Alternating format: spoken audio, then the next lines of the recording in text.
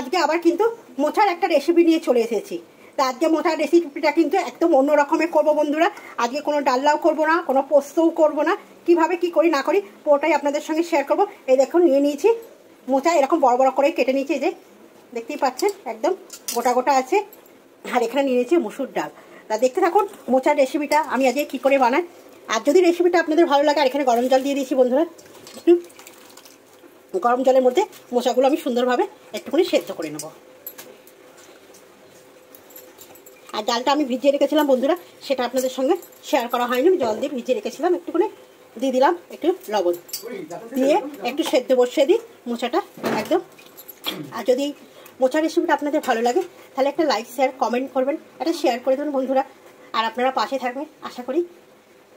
আপনাদের বোনকে, যদি বোনের রেসিপিগুলো বোন দিদি যার যেটাই হই না কেন, যদি ভালো লাগে একটু পাশে থাকবেন, একটু সাপোর্ট করবেন। আপনাদের সাপোর্টটাই আপনাদের বোনকে অনেকটা দূর এগিয়ে নিয়ে যাবে। তাই আপনাদের সাপোর্ট কিন্তু খুবই দরকার। সাপোর্ট না পেলে কিন্তু আমি কোনো মতেই এগোতে পারবো না। তাই একটু সাপোর্ট করবেন বন্ধুরা। চলুন একটু সেদ্ধ করে নিচ্ছি। মিক্সির মধ্যে ডালগুলো দিয়ে কিন্তু আমি একটা পেস্ট তৈরি করে নেব। চলুন বন্ধুরা, মোচাটা আমার সেদ্ধ হয়ে গেছে, এবার আমি নাপিয়ে নেব। মোচাটা একদম সেদ্ধ হয়ে গেছে, নাপিয়ে নিয়েছি। নিয়ে হালকা ঠান্ডা হয়ে গেছে, বাটির মধ্যে নিয়ে নিলাম। একটা বাটির মধ্যে সব মোচাটাকে, ডালটা দেখেছিলাম ডালটাকেও সব ডালটা নিয়ে নেবো। এভাবে ডালটা নিয়ে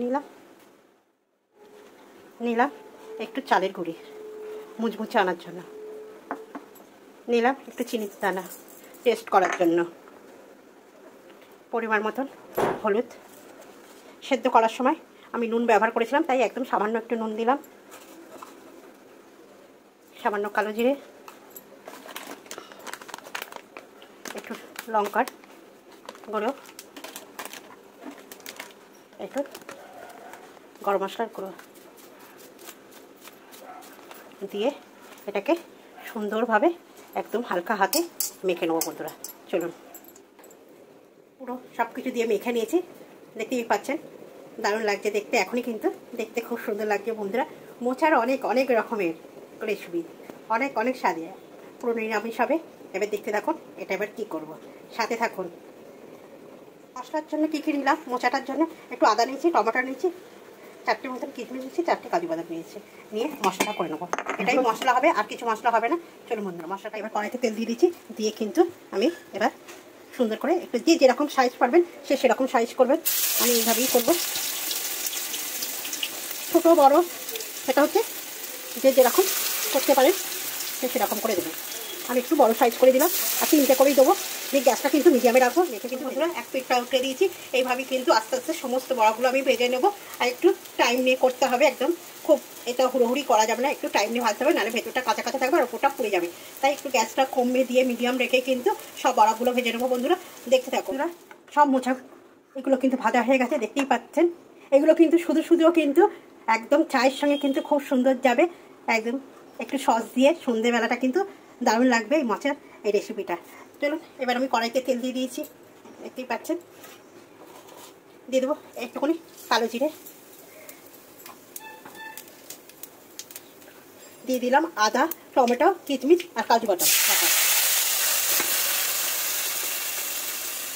দেবো একটু জিরে বাটা, জিরে গুঁড়ো,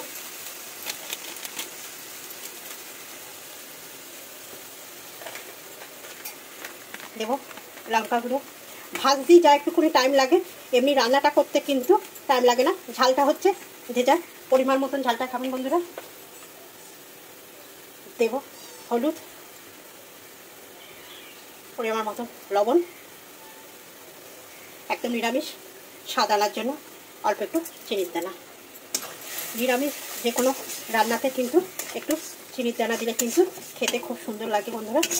মিষ্টি হয় না, টেস্টটা বেড়ে যায়, দারুণ লাগে।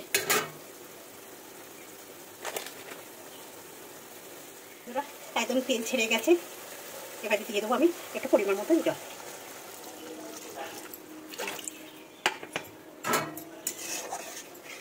সব জলদি রান্না হয়ে যায়। একটু তৈরি করতে বড়টা এটা একটু রেসিপিটা রেডি করতে একটু টাইম লাগে, কিন্তু রেডি করে ফেললে আর টাইম লাগে না বন্ধুরা, একদম চট জলদি হয়ে যায়। একটু করে জলটা ফুটে জাল উঠে গেছে, এবার কিন্তু মোচার এই বড়াগুলো এবার দিয়ে দেবো।